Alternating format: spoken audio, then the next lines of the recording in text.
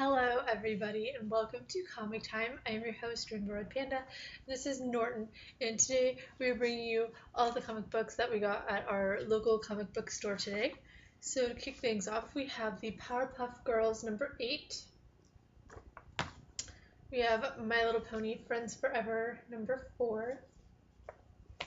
We have Adventure Time Flipside number 4. We have Invincible issue number 110. We have X number 12. We have East of West number 11. Going into the number 1 issues, we have Nightcrawler number 1. We have Batman Eternal number 1. We have All New Dupe number 1. We have Iron Fist number 1. Some other number 1s came out today. Flash Gordon came out. My shop did not carry it on the shelves, so I'll probably end up picking that up at another shop whenever I go on like a big comic trip. So if any of you guys got Flash Gordon or any of the other number 1s that I didn't get, let me know how they are and if I should get them, because I need to know these things. We have What If Age of Ultron number 2. I read the first one of this last week. I'm officially all caught up on my comics. Awesome job for me, I know. And the first one, it was good, but I sort of just saw it as a big letter, and it wasn't a necessity to me. If I didn't get it, I didn't feel heartbroken over it. I think what I understood is that this one is going to be different from like all of the issues of the What If Age of Ultrons are going to be different from each other. So hopefully this one is a little bit more, I guess, needing to be there than the first one, but we'll see. We have All New X-Men issue number 25, and I haven't really looked at this, but at the corner, and then I looked on the inside, there are a ton of artists that have done artwork for this issue.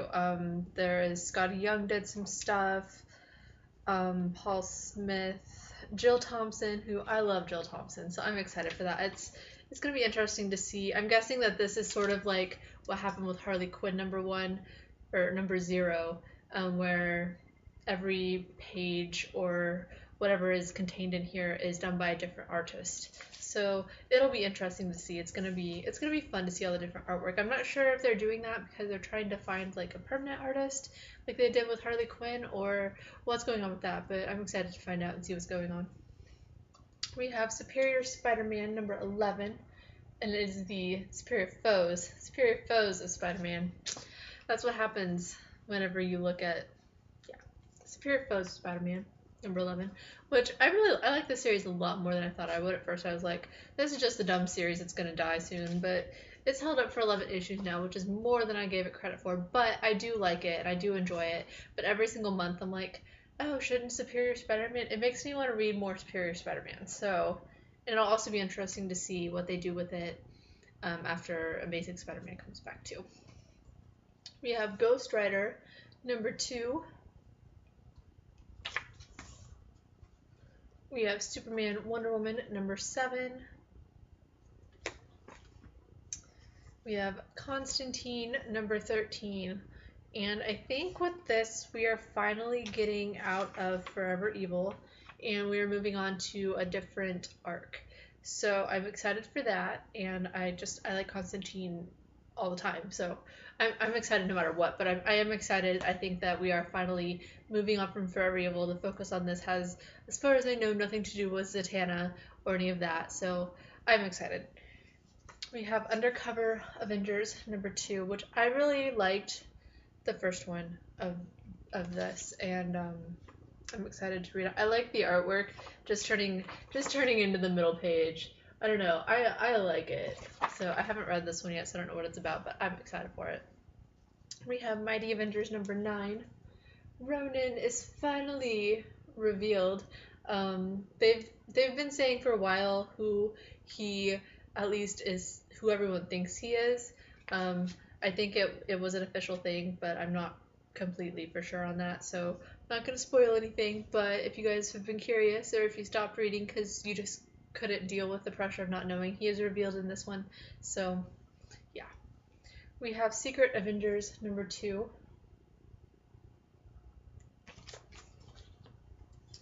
We have All New X Factor number 6.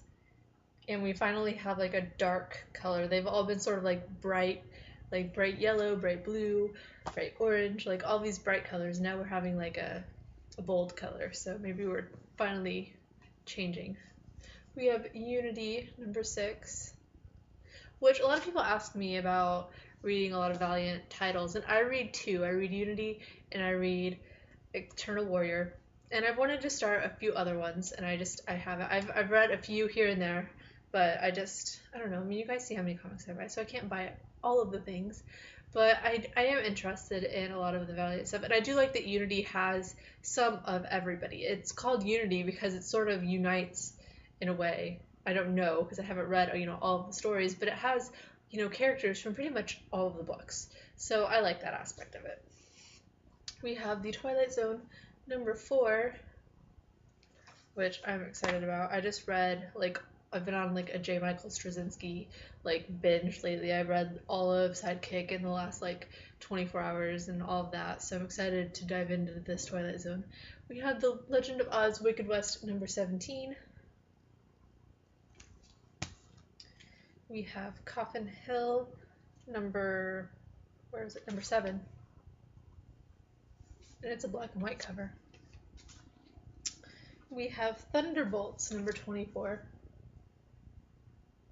Which is not the last time that you will see Deadpool in this video. And then my top 3, probably just revealed number 1, but that's okay. We have Justice League 3000 number 5. I think this is the first time that a DC book has ever made it into my top 3. I'm not completely 100% sure on that, but it doesn't happen often. So, 1, that's how many comics didn't come out this week, and 2, that's just how much I like this title. The Walking Dead, number 125. I'm excited, but it is chapter 11 of 12 of the All Out War, so there's still one issue left. I think a lot of things are going to go down in this issue. I have some thoughts and some predictions on what's going to happen, but I'm really excited to read it. But I don't think that the main shockers and the main oh my god moments are going to happen until issue 126. So, and spoiler alert, Daryl is not coming. So if you're still waiting on that, it's not going to happen. It was an April Fool's joke. We talked about this last week. And the number 1 issue, an issue that my shop made sure of 3 times before I bought it because of its price of $9.99, the Deadpool Wedding, which not only is expensive because of it's like a double. It's a thick comic, okay? I'm gonna say that it's worth it, but also front and back cover, and it also holds the Guinness Book of World Records record for having the most comic characters on the cover. So yeah, this is the Deadpool Wedding. So I mean, everyone's seen this picture. It's being claimed by Deadpool as being the most important issue number 27 in comic book history. So I'm so excited to read it. I'm so excited for Deadpool. I keep looking through here to see all of the different comic characters. I have not found Mystique. I feel like Mystique has to be in this somewhere, but I have not found her yet. Why they would leave her out, I am not sure, but she is the only one that I've not for sure found. So you have dog pools in it, and so awesome. I love it. I love everything about this. So I'm so excited to read it. I'm so excited that it's a big double issue, and just feelings in that book. Love it. I'm so excited. So yeah, those are the comic books that I got this week. Like I mentioned, I didn't get everything because my shop either didn't carry it or I don't know, but I got everything that was on my list for the most part. So yeah. Moving on with the program. It is 106 days. That is not able to be seen, but there we go. It's 106 days until Comic-Con, which is July 24th through the 27th, with a special preview night on the 23rd. So technically, if you're going to the preview night, it's 105 days until Comic-Con. I'm excited. I'm going. My friends are going.